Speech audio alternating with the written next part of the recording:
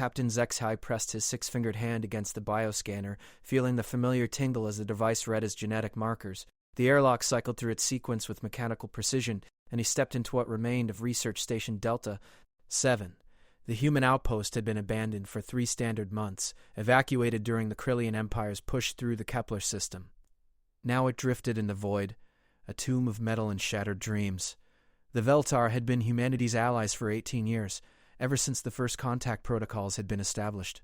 HFY himself had served as a liaison officer, watching with growing unease as human military tactics evolved at an impossible rate. Other species in the galactic community whispered about humanity's unnatural ability to adapt, their seemingly supernatural luck in battle, and their disturbing tendency to emerge victorious from conflicts that should have been hopeless slaughters. The station's corridors were pristine, untouched by the violence that had claimed so many other human settlements. Emergency lighting cast eerie shadows on the walls, and HFY's breathing apparatus recycled the thin atmosphere with soft mechanical whirs. His orders were simple: recover any military intelligence before the Krillians arrived to claim the station as salvage. What he found instead would challenge everything he thought he knew about Earth's children. The command center's main terminal responded to his security codes without hesitation. Human technology had always been remarkably user-friendly, a trait that had endeared them to their galactic neighbors. HFY began downloading standard files, supply manifests, personnel records, communication logs, but something caught his attention. Hidden beneath layers of seemingly routine data was a file structure that didn't match any known human organizational system. He paused, his mandibles clicking nervously as he recognized the encryption patterns. They were Veltar in origin, but ancient, older than his species' first ventures into space. How had humans acquired technology that predated their own civilization by thousands of years? The captain's training kicked in, and he began methodically breaking through the security barriers, his curiosity overriding his growing sense of unease. The first layer revealed personnel files for the research station, but the names were wrong. Dr. Sarah Chen, the station's chief xenobiologist, was listed as having served for 47 years. Impossible. Humans rarely lived beyond a century, and Dr. Chen had appeared to be in her 30s. HFY cross-referenced the files with galactic databases, finding record after record of humans who had supposedly lived far longer than their species' natural lifespan. Deeper into the system, he discovered research logs that made his blood run cold. The humans hadn't just been studying alien biology. They had been cataloging weaknesses, genetic vulnerabilities, and psychological pressure points for every known sentient species in the galaxy. The Krillians' weakness to certain electromagnetic frequencies, the Zephyrian susceptibility to specific pheromones, the Veltar's instinctive fear response to particular sound patterns. It was all there, documented with clinical precision. But why? Humanity had been fighting a defensive war, protecting their colonies from Krillian aggression. These files suggested something far more sinister, a comprehensive preparation for conflict with every species they had encountered. HFY's hands trembled as he accessed deeper layers of the database, each revelation more disturbing than the last. The humans had been expecting the war. Not just the current conflict with the Krillian Empire, but every war. Every conflict that had shaped galactic history over the past 2 centuries had been anticipated, planned for, and in some cases subtly encouraged. The captain found communication intercepts showing human agents working within alien governments, not as spies in the traditional sense, but as shepherds guiding entire civilizations toward predetermined outcomes. The research station's primary mission hadn't been xenobiology at all. It had been a monitoring post, watching for signs of something the files referred to only as the convergence. HFY struggled to understand the references, piecing together fragments of information that painted a picture of cosmic horror. Something was coming.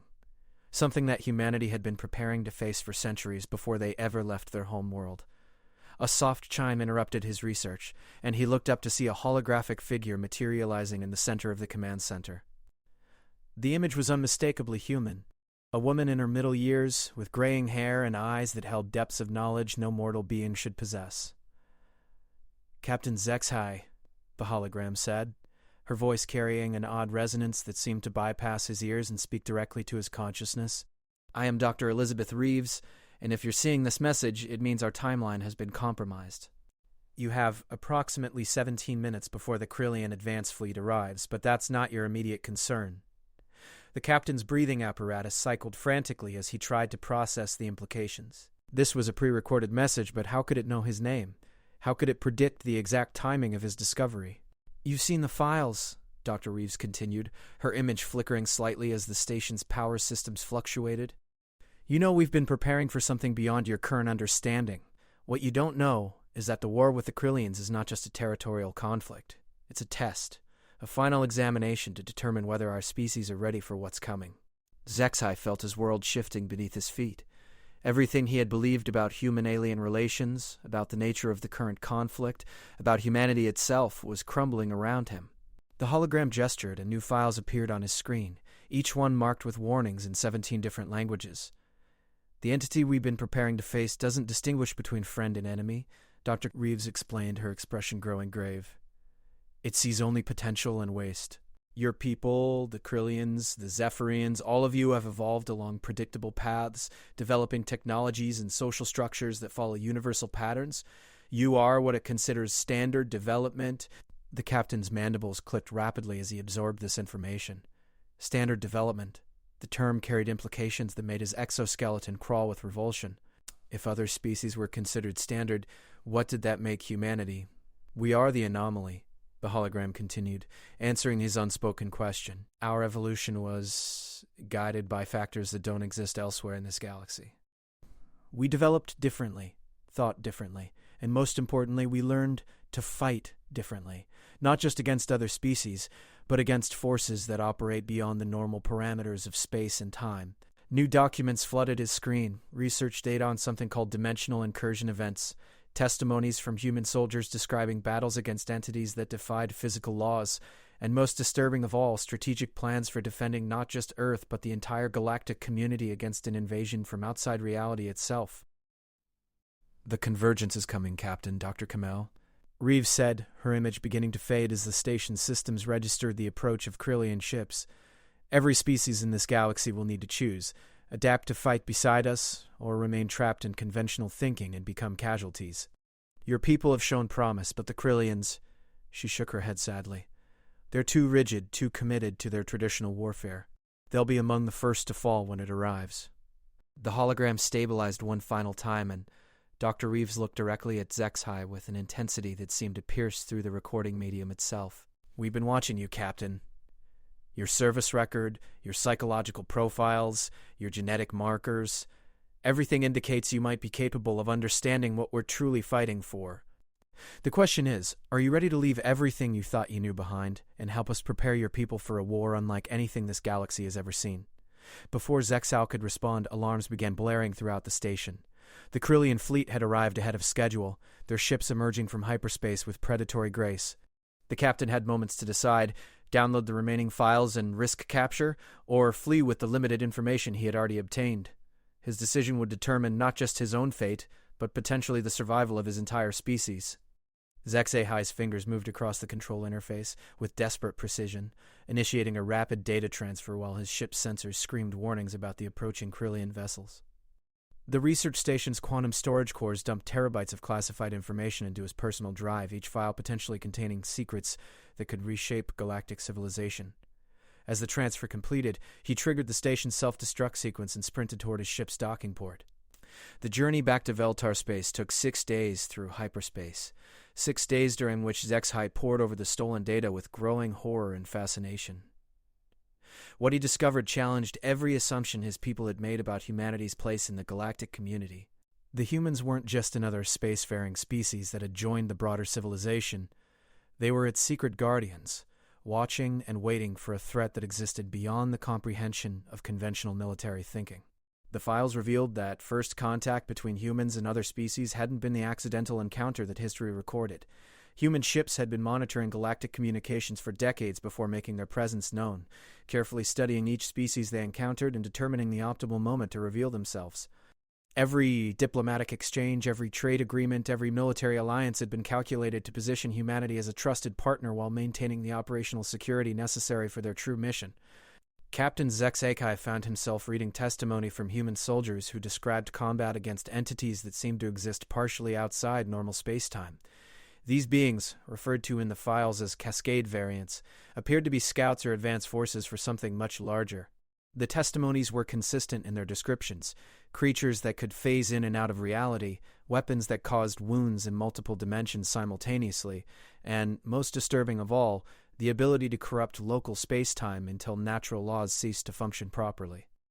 The humans had been fighting this secret war for over a century, engaging these entities whenever they attempted to establish footholds in normal space. Each encounter had been classified beyond the highest levels of human government, known only to a select group of military leaders and scientists who worked tirelessly to understand and counter the threat.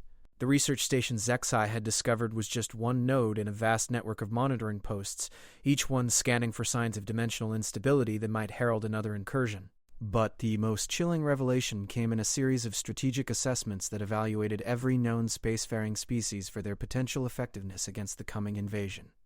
The Veltar were rated as moderate potential with significant enhancement possible, while the Krillians received a devastating evaluation. Rigid tactical thinking, minimal adaptation capability, recommend containment protocols if cooperation fails. Species after species was cataloged not as potential allies in a conventional sense, but as resources to be protected, or obstacles to be managed. Zexhay realized with growing unease that humanity's apparent military innovations weren't innovations at all. They were adaptations of technologies developed specifically for fighting beings that operated outside normal physical laws. The phase cannons that had proven so effective against Krillian shields weren't designed to penetrate conventional defenses. They were created to damage entities that existed in multiple dimensions simultaneously. The quantum encrypted communication systems that human forces used weren't just secure from conventional interception. They were hardened against beings that could read thoughts directly from neural activity. The captain's ship emerged from hyperspace at the edge of Veltar space, and he immediately transmitted priority codes requesting an audience with the High Command. While waiting for clearance to approach the homeworld, he continued studying the human files, particularly focusing on something called Project Threshold. The documents were heavily redacted, but what remained painted a terrifying picture of humanity's ultimate contingency plan. If the conventional galactic military forces proved insufficient to repel the coming invasion, humans were prepared to initiate what they termed species elevation protocols. The process involved exposing selected members of other species to controlled dimensional energies, fundamentally altering their biology and psychology to better fight entities that existed beyond normal spacetime. The procedures carried enormous risks, including complete personality dissolution, physical mutation, and in some cases transformation into something that could barely be called sentient. But the alternative was extinction for every species in the galaxy. Zexay's ship received clearance to land at the capital complex, and within hours he found himself standing before the Veltar High Command in their ancient council chambers. The 7 members of the ruling body listened in absolute silence as he presented his findings, their large eyes growing wider with each revelation. When he finished his report, the chamber remained quiet for long minutes, the weight of cosmic horror settling over the assembled leaders.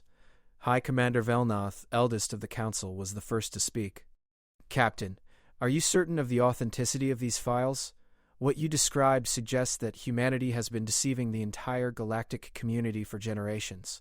"Not deceiving, honored Commander," Zexay replied carefully. "Protecting. Every action they've taken, every alliance they've forged, has been in service of preparing us for a threat we couldn't possibly understand on our own. The question isn't whether they've been honest with us, it's whether we're capable of handling the truth." Council member Thyrus leaned forward, her voice trembling with barely controlled fear. "These cascade variants you described, do we have any evidence of their existence beyond human testimony?" Zexay activated his portable holographic projector, displaying a series of astronomical surveys that he had cross-referenced with the human data. 3 months ago, our deep space monitoring stations detected massive gravitational anomalies in the Cygnus sector.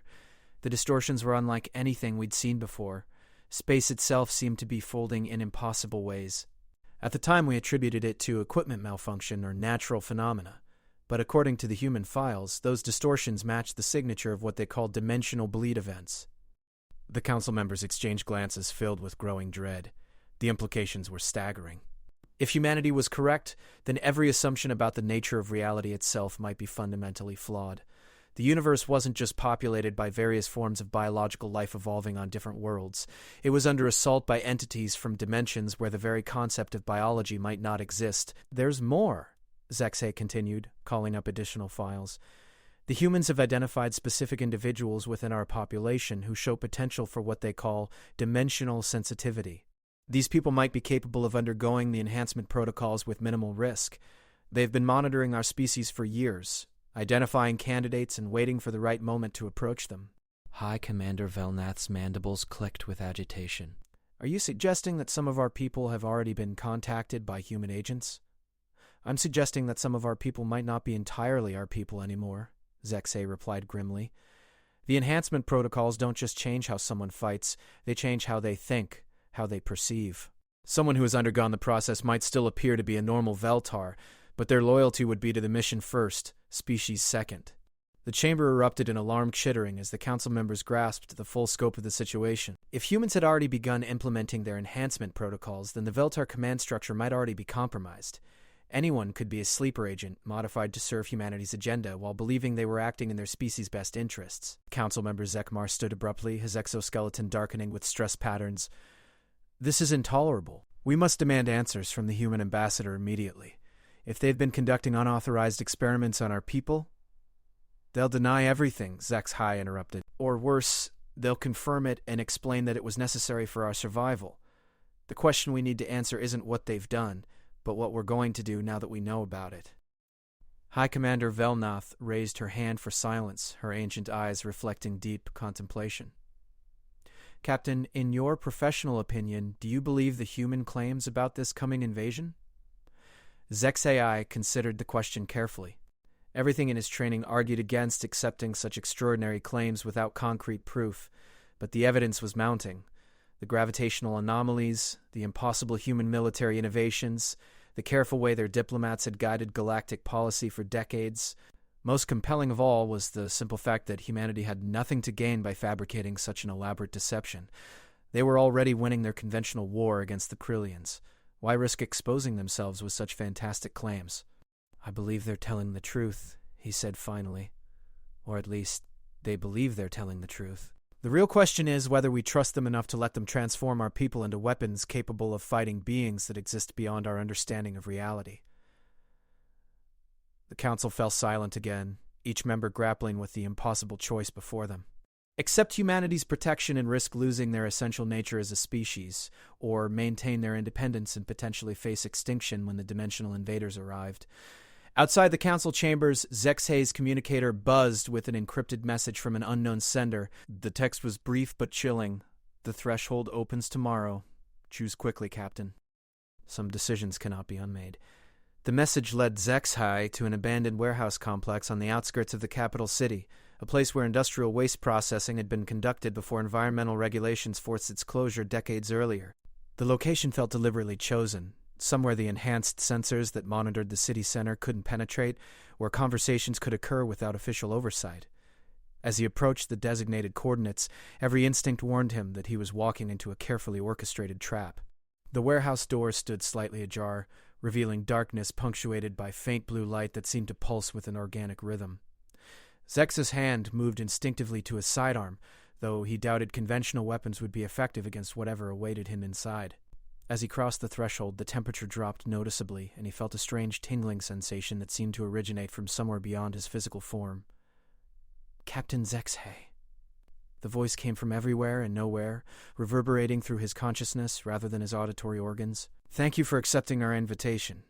We have much to discuss in very little time. 3 figures materialized from the shadows, and Zexay's breath caught in his throat as he recognized them. Ambassador Reldai, the Veltar representative to the Galactic Council, stepped forward with movements that seemed slightly off, as if she were operating according to physical laws that didn't quite match local reality. Behind her stood Commander Krikstal, a decorated war hero who had died in battle against Krillian forces 6 months earlier, and Dr. Yen Pas, the brilliant theoretical physicist who had vanished during a research expedition to the Galactic Core 3 years ago. You're wondering how we're here, Ambassador Reldai said, her familiar voice carrying harmonics that made Zexhay's exoskeleton vibrate sympathetically. Commander Krikstal was retrieved from the moment of his death and restored using human enhancement protocols. Dr. Yen Pas volunteered for experimental procedures that allow her to exist simultaneously in multiple dimensional phases. And she paused, seeming to struggle with concepts that had no proper words in any known language. I am what your people become when they choose to evolve beyond the limitations of single-dimensional existence. Zexay forced himself to remain calm, though every fiber of his being screamed warnings about the unnatural nature of the beings before him. What do you want from me? We want to show you the truth, Commander Krikstal replied, his form flickering slightly as if he existed in an uncertain state between presence and absence. The files you discovered revealed only the surface of humanity's preparations. What you haven't seen is the enemy we're preparing to face. The warehouse around them began to shift and blur, reality bending in ways that violated every natural law Zexhe understood. The walls became transparent, revealing not the city outside but something far more terrifying, a view of space itself under assault by entities that defied description.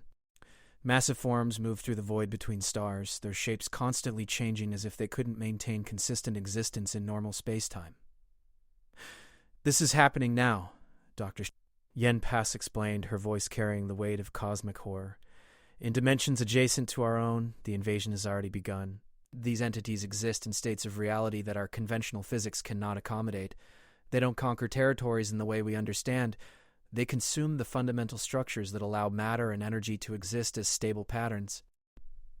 Zexai watched in fascination and terror as one of the creatures approached what appeared to be a star system. The entity didn't destroy the planets in their sun through any visible force. It simply passed near them, and they ceased to exist in any meaningful way. Not vaporized or consumed, but erased from reality so completely that the very concept of their former existence became questionable. The humans discovered evidence of these beings over 2 centuries ago, Ambassador Elde continued. Hidden in quantum fluctuations that their scientists initially dismissed as measurement errors. It took decades of research to understand that they were observing the footprints of entities operating from parallel dimensional frameworks. The vision shifted, showing human research facilities where scientists worked with equipment that seemed to exist in multiple dimensions simultaneously. Zexai could see researchers whose bodies flickered between solid and translucent states, their consciousness apparently expanded beyond normal biological limitations. The technology they operated defied every principle of engineering he had learned, powered by forces that drew energy from the fundamental structure of space-time itself. "This is what the enhancement protocols actually do," Commander Krickstall explained. "They don't just change our biology, they expand our existence across multiple dimensional layers. Enhanced beings can perceive and interact with entities that operate beyond conventional space-time. But the process requires willing subjects who can mentally adapt to existence in states that barely qualify as life in any traditional sense." The warehouse reformed around them, but Zexai could tell that his perception had been permanently altered by what he had witnessed. Colors seemed more vivid, shadows contained depths that suggested hidden dimensions, and he found himself aware of movement and presence in spaces that shouldn't exist. "Why are you showing me this?" he asked, though part of him already knew the answer. "Because your genetic markers indicate compatibility with the enhancement process, Dr. News," Yen Pass replied. "More importantly, your psychological profile suggests you might be capable of maintaining your essential personality while adapting to expanded dimensional existence. The humans need allies who can serve as bridges between enhanced and conventional populations." Zexai felt the weight of cosmic responsibility settling on his shoulders. Everything he had believed about reality, about his own existence, about the nature of the universe itself, had been revealed as a comfortable illusion. The truth was far stranger and more terrifying than any conventional nightmare. "What happens to my people if I refuse?" he asked. "They remain as they are," Ambassador Elde replied sadly, "and when the invasion reaches this dimensional framework, they experience the same fate as every other conventional species that has encountered these entities. Complete ontological dissolution, not death, but the absolute negation of their having ever existed. The choice before him was beyond cruel. Accept transformation into something that might no longer qualify as truly Veltar, or doom his entire species to a fate worse than extinction. But as Zexai considered the options, he realized there was a third possibility, one that the enhanced beings might not have considered. What if we could find a way to enhance the defensive capabilities of conventional species without fundamentally altering their nature, he proposed. The humans developed their enhancement protocols through centuries of research and experimentation. Surely they could develop alternative approaches that preserve essential identity while providing the necessary capabilities. The 3 enhanced beings exchanged glances that seemed to involve communication across multiple dimensional layers. When they turned back to Zexai, their expressions carried a mixture of hope and deep concern. "Such research has been attempted," Commander Krickstall admitted. "The results have been problematic. Partial enhancement often leads to psychological fracturing. As the subject's consciousness attempts to exist in dimensional states their neural architecture cannot properly support. The beings that result from failed enhancement attempts are neither fully conventional nor properly adapted to expanded existence." Yenpa stepped closer, her form solidifying as if focusing her existence into a single-dimensional layer required conscious effort. There is another option, Captain. One that the humans have been reluctant to implement due to ethical considerations. They could attempt to modify local space-time itself, creating dimensional anchors that would prevent the invading entities from fully manifesting in this reality framework. Zexai's mind raced as he considered the implications. What would be the cost of such modifications? Unknown, Ambassador Reldai replied grimly. The process would essentially transform this entire region of space into something resembling a dimensional fortress. All species within the affected area would be protected from the invasion, but they would also be permanently isolated from the broader galactic community. No travel between star systems, no communication with other dimensional frameworks, no possibility of expansion or exploration. The captain felt the crushing weight of impossible choices. Preserve his species' essential nature at the cost of eternal imprisonment, accept transformation into beings that might barely qualify as Veltar, or allow the invasion to proceed and face complete ontological dissolution. How long do we have to decide? He asked. The threshold event begins in 18 hours, Dr. Yenpas replied. After that point, the dimensional barriers between our reality and theirs will be sufficiently weakened to allow full-scale manifestation. Whatever choice your people make must be implemented before then. As if summoned by her words, Zexai's communicator buzzed with an urgent message from the Veltar High Command. The Corellian Empire had just launched a massive assault on human colonies throughout the sector, apparently believing that humanity's resources were spread too thin to mount effective resistance. What the Corellians didn't realize was that they had just provided the perfect distraction for either the implementation of enhancement protocols or the installation of dimensional anchors. The secret war was about to become very public, and every species in the galaxy would be forced to choose sides in a conflict that transcended every previous understanding of warfare itself. The Corellian assault fleet emerged from hyperspace in perfect formation, their massive dreadnoughts bristling with weapons that had conquered 17 star systems. Admiral Thekmore commanded the operation from his flagship, confident that humanity's scattered colonies would fall within days.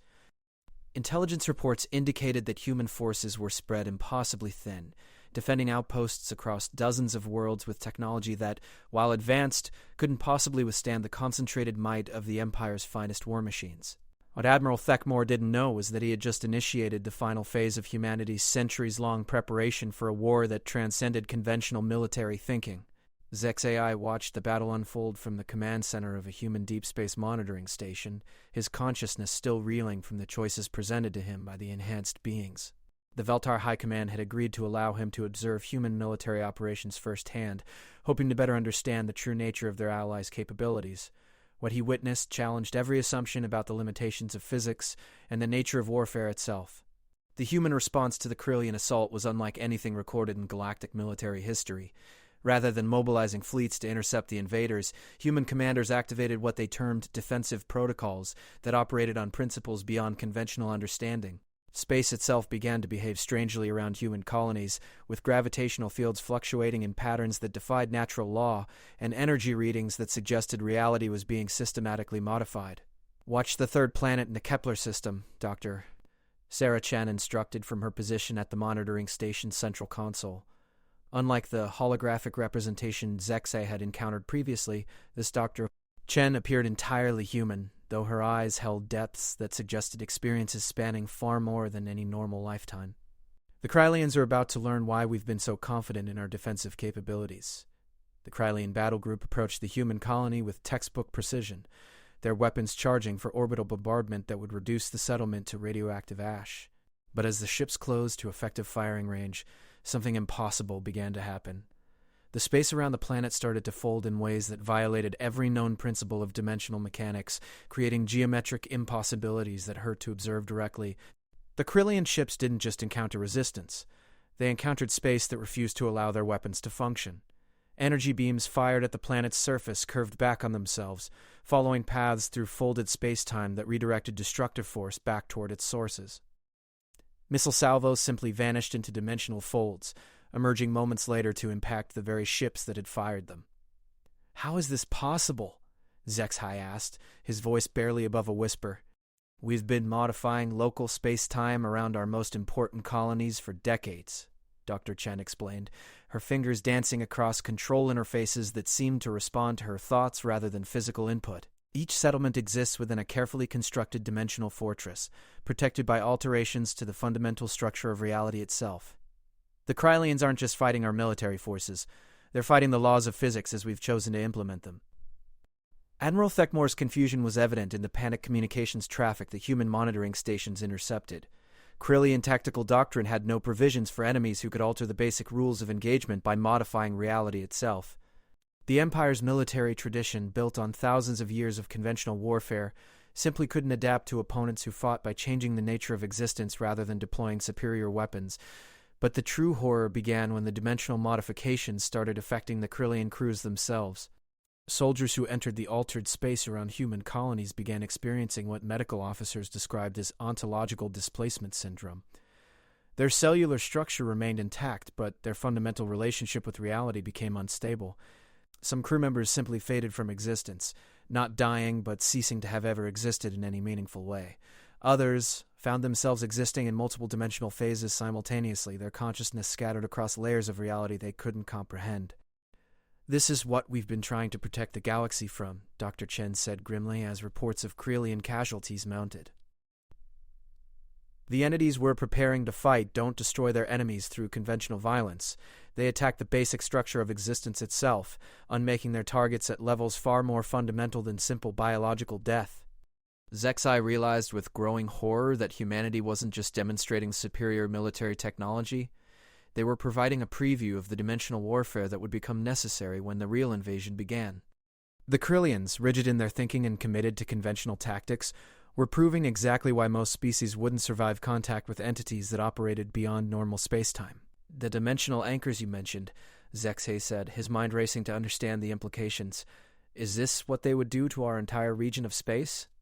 "On a much larger scale," Dr. Chen confirmed. "We would essentially transform this entire spiral arm of the galaxy into a fortress reality, protected from dimensional incursion but permanently isolated from the broader universe. Every species within the affected area would be safe, but they would also be trapped in a local bubble of modified spacetime." The battle continued with increasingly surreal results. Krylian commanders, faced with weapons that defied their understanding in space that refused to obey natural laws, began implementing increasingly desperate tactics. Some ships attempted to ram human colonies directly, only to discover that their vessels couldn't maintain consistent molecular cohesion within the altered dimensional fields. Others tried to retreat to safe distances and bombard the planets with long-range weapons, but found that their targeting systems couldn't accurately track objects that existed in multiple dimensional phases simultaneously. Admiral Thekmore's flagship, the mighty dreadnought Conquest's Edge, attempted to use its most powerful weapon, a planet-cracking fusion cannon capable of shattering worlds. The weapon fired successfully, its massive energy discharge following predicted ballistic paths toward the human colony. But as the destructive force entered the dimensionally modified space around the planet, it encountered alterations to local physics that transformed its nature entirely. The fusion energy didn't dissipate or redirect. It evolved into something fundamentally different, becoming a form of exotic matter that began converting surrounding space into crystalline structures that pulsed with alien light. "By the void," Zexai breathed as he watched the transformation spread outward from the impact point. "Cascade conversion," Dr. Chen replied with clinical detachment. "High-energy weapons interacting with destabilized dimensional fields sometimes produce exotic matter states that can propagate through normal space. It's one of the risks we face when using reality modification as a defensive strategy." The crystalline growth continued expanding, its alien geometry consuming Krylian ships that couldn't escape its advance. The affected vessels didn't explode or collapse.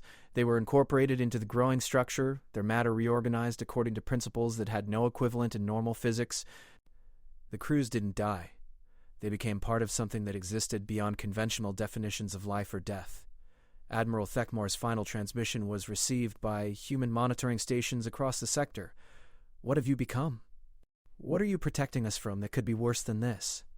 Dr. Chen activated a communication array that reached across multiple dimensional layers, her message broadcast to every Krylian ship in the battle group.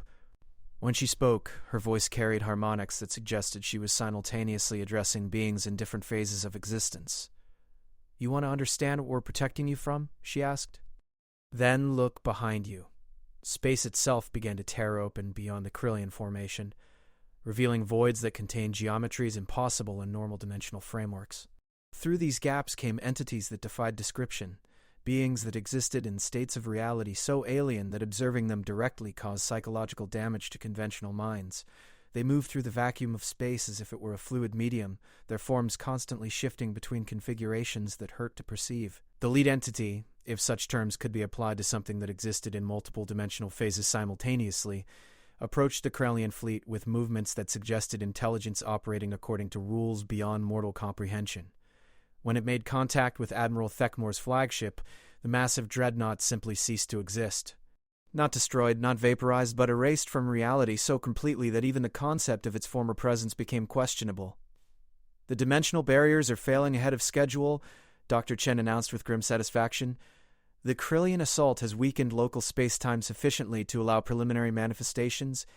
Now you can see why we've been preparing for this war for so long." Zexai watched in fascination and terror as humanity's true military capabilities were revealed.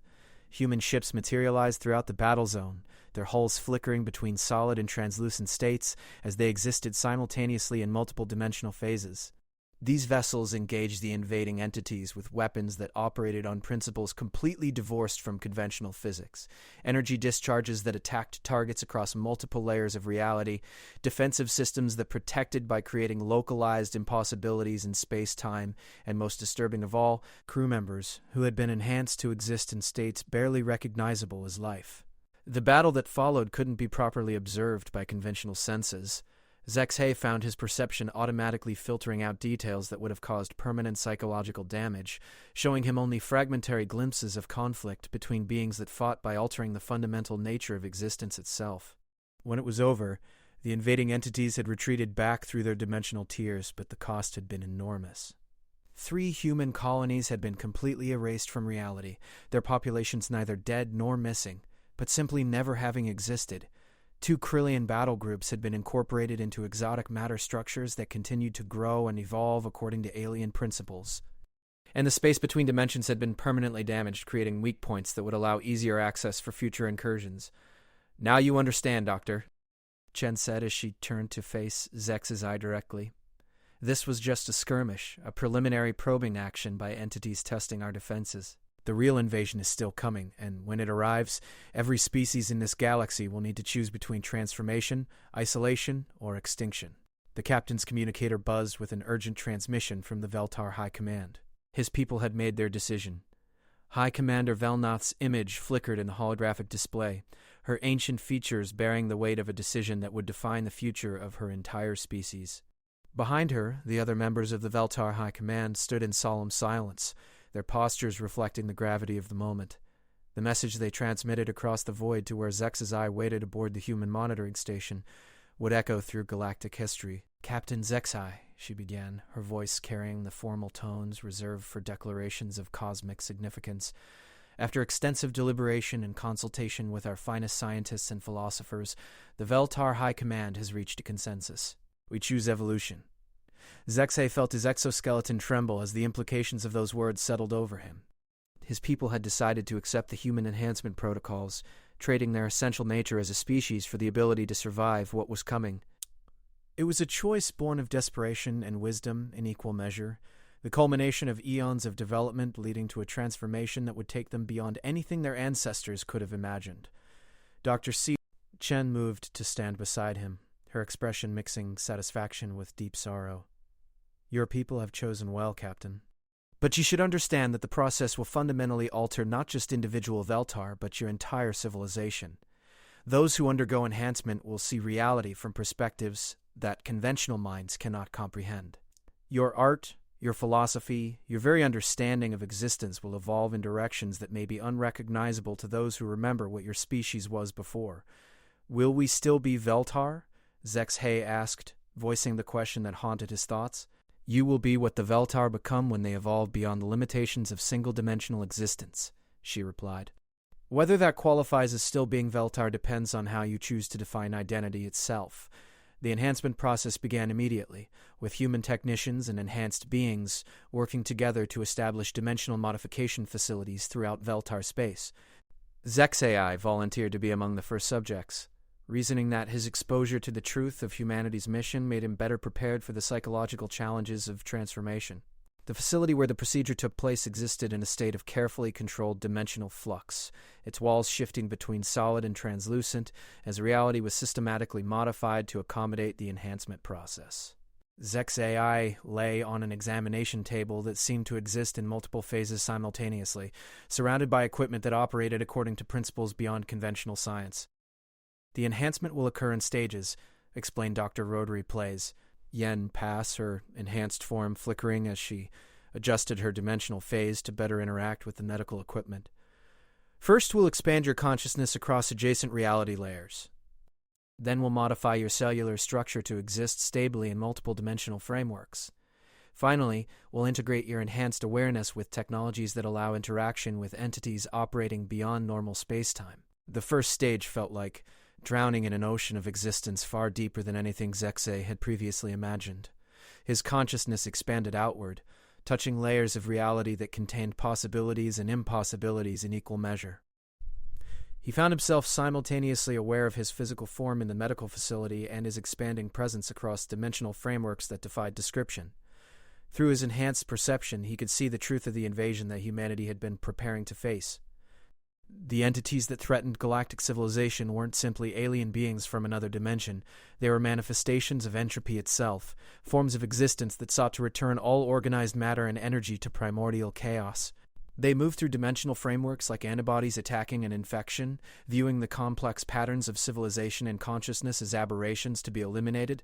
The second stage of enhancement involved modifications to his biological structure that allowed his cells to maintain coherence across multiple dimensional phases. The process was agonizing in ways that had no equivalent in conventional experience, as his body learned to exist in states that barely qualified as physical matter. But with the pain came capabilities that no unenhanced being could possess, the ability to perceive and interact with forces that operated beyond normal space-time. During the final stage, Zekhai's enhanced consciousness was integrated with technologies that had been developed specifically for fighting dimensional invaders. His thoughts became capable of controlling weapons that attacked targets across multiple reality layers. His awareness expanded to encompass tactical situations that existed in states of quantum uncertainty, and most importantly, his loyalty was permanently bound to the mission of protecting conventional reality from forces that sought to unmake it. When the enhancement was complete, Zekhai no longer felt entirely like the being who had entered the facility. His memories remained intact, but they were now supplemented by awareness of possibilities and threats that his previous consciousness couldn't have comprehended. He was still recognizably Veltar in his basic psychology and motivations, but he had become something more, a guardian of reality itself, capable of fighting battles that transcended every previous definition of warfare. The transformation of his species proceeded with remarkable efficiency. Thousands of Veltar volunteers underwent the enhancement process, each emerging as something that straddled the boundary between their original nature and expanded dimensional existence. They retained their essential personalities and cultural values, but their capabilities and awareness had been elevated to levels that allowed them to serve as bridges between conventional and enhanced populations. Meanwhile, the broader galactic situation continued to deteriorate. The Krillian Empire, traumatized by their encounters with dimensional warfare, had fragmented into competing factions. Some sought to ally themselves with humanity and accept enhancement, while others retreated to isolated systems and attempted to develop their own defenses against dimensional incursion. A few groups, driven to desperation by their losses, attempted to negotiate directly with the invading entities, seeking to exchange the locations of other species' worlds for mercy that would never come. The dimensional barriers continued to weaken as reality itself struggled to contain forces that operated according to alien principles. Human monitoring stations detected increasing numbers of incursion events, each one representing another attempt by the entities to establish permanent footholds in normal space. The enhanced defenders repelled most of these attacks, but each victory came at the cost of further damage to the fundamental structure of space-time. Dr. Chen, now revealed as one of the original architects of humanity's enhancement program, met with Zekhai in a conference facility that existed simultaneously across 7 different dimensional phases. Her form had become increasingly abstract over the centuries of her enhanced existence, though she maintained enough coherence to communicate with beings who still retained conventional consciousness. "The final phase is beginning," she announced, her voice carrying harmonics that spoke directly to enhanced awareness. "The entities have realized that our defenses are too strong to overcome through direct assault. They're preparing to implement what our models call a reality cascade, a coordinated attack designed to collapse the dimensional barriers throughout this entire galactic region." Zekhai's enhanced perception allowed him to grasp the implications immediately. A reality cascade would essentially transform the local space-time into a dimensional battleground, where the laws of physics became weapons and existence itself became a resource to be consumed in the conflict. Conventional species caught in such an event would simply cease to exist, not through destruction but through the elimination of the fundamental conditions that allowed organized matter to maintain stable patterns. "What are our options?" he asked, though his enhanced awareness already suggested the answer. "We implement the threshold protocol," Dr. Chen replied grimly. "We deliberately trigger a controlled cascade that transforms this entire spiral arm into a fortress reality, a region of space-time specifically modified to be uninhabitable for the invading entities. Every species within the affected area will be protected, but they'll also be forever isolated from the broader galactic community." The Threshold Protocol had been humanity's ultimate contingency plan, a way to preserve local civilization by sacrificing any possibility of expansion or contact with the wider universe. Once implemented, the modified region of space would become a closed system, protected by dimensional barriers that nothing could cross in either direction. As Zexais considered the implications, reports began arriving from throughout the galaxy. The reality cascade had begun, with dimensional tiers opening in dozens of star systems simultaneously. The invading entities poured through these breaches in overwhelming numbers, their alien geometries corrupting local space-time and transforming entire worlds into extensions of their incomprehensible realm. Species after species fell to the assault, not through conventional conquest, but through ontological dissolution that erased them from existence so completely that the memory of their civilizations became questionable. The Rigelian Confederacy, the Andorian Trade Union, the Centauri Republic, all vanished into dimensional chaos as reality itself became a weapon in a war between order and entropy. "The protocol activation must begin immediately," Dr. Chen announced as emergency signals flooded the communication networks. "Every enhanced being throughout the region will need to coordinate simultaneously to establish the dimensional barriers before the cascade reaches critical mass." Zexai felt the weight of cosmic responsibility as he connected his consciousness to the network of enhanced beings scattered throughout the spiral arm. Thousands of former humans, Veltar, and members of other species who had chosen transformation over extinction combined their capabilities to implement humanity's final defensive strategy. The process of transforming an entire region of spacetime required precise coordination across multiple dimensional layers. Each enhanced being served as a focal point for reality modification, their altered consciousness directing forces that reshaped the fundamental structure of existence itself. The work was agonizing in ways that transcended physical pain, as they struggled to maintain their individual identities while channeling cosmic energies that threatened to dissolve them into undifferentiated potential. But the plan worked. Dimensional barriers began forming throughout the spiral arm, creating a closed system that the invading entities couldn't penetrate. The cascade that would have consumed hundreds of star systems was contained and redirected, its destructive energies used to strengthen the very barriers designed to keep it out. When the transformation was complete, the survivors found themselves living in a universe fundamentally different from the one they had known. Stars still shone and planets still orbited, but the space between them had been modified to prevent dimensional incursion. Travel between star systems remained possible, but expansion beyond the barrier walls was impossible. They had gained perfect security at the cost of eternal isolation. Zexai stood on the observation deck of a space station orbiting his homeworld, watching the stars that now represented the entirety of accessible reality. His enhanced perception could see the dimensional barriers that protected them, shimmering walls of modified space-time that surrounded their region like the walls of a fortress. His people had survived, but they had become something unrecognizable to their ancestors. The Veltar civilization continued, but it now existed in a reality where the fundamental laws of physics served their security rather than natural development. They would never again explore beyond their protected region, never encounter new species or witness the broader evolution of galactic civilization, but they would survive, and perhaps that was enough. In a universe where entropy itself had declared war on consciousness and complexity, survival was the greatest victory possible. As Zexai contemplated their new existence, he received a final transmission from Dr. Worker. Chen now transformed into something that existed more as a principle than a being. "The war continues beyond our barriers," she informed him. "Other species in distant galaxies face the same choice we faced. Some will choose transformation, some will choose isolation, and some will choose extinction. But here, in this protected reality, consciousness and civilization will endure." The enhanced captain looked out at the familiar constellations, knowing that beyond their protective barriers, the universe continued its ancient struggle between order and chaos. His people had chosen to step aside from that cosmic conflict, trading unlimited possibility for guaranteed survival.